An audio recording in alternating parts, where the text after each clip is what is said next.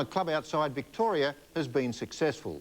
There was not a lot in it in the first half, with Geelong holding a 2-goal break, but it was all the West Coast in the second half, kicking 10 goals to Geelong's 4. For the West Coast, Sumich kicked 6, Matera 5, and for Geelong, Brownless and Ablett 3 each. The Norm Smith medal for the best on ground went to Peter Matera. The expected feeling in the match materialised even before the first bounce, and the first victim was Don Pike, met by Ablett and departing on a stretcher within the first minute. The honour of kicking the first goal of the grand final went to Trevor Poole after a free kick, and Stoneham followed up on the run to give Geelong the early break.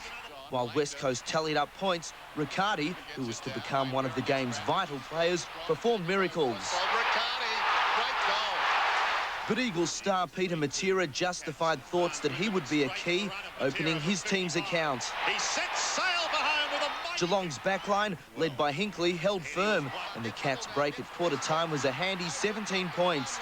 The crowd had patiently waited for an Ablett cameo, and they got it early in term 2. Just outside the 50, launches one.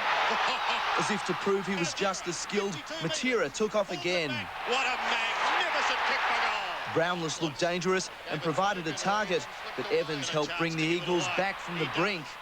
Another great effort from Sumich, and West Coast were back in business. It's bending around the post. I think it may be a goal. Geelong's premiership push gained strength when Ablett received from Brownless, but Langdon's delivery to Evans was just as precise.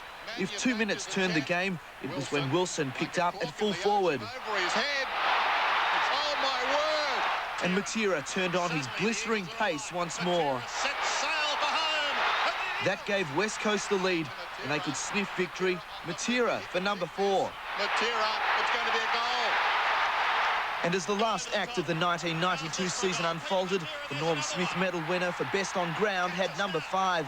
Not to be outdone, spearhead Sumich weighed in with a late contribution to wrap up West Coast's first premiership. Malcolm Blight knew another one had slipped away, and when Sumich booted his 6th, he and his teammates started early celebrations. Ablett was hardly Geelong's worst, but even his 3 goals weren't enough to deny the team that had come from 4th to create history. The Eagles are going to win their first leg.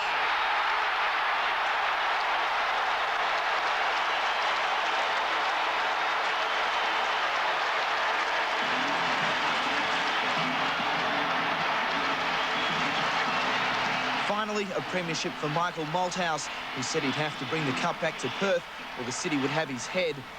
And for both he and captain John Worsfold, that magical moment was a mixture of joy and relief. The West Coast Eagles, Premiers 1992.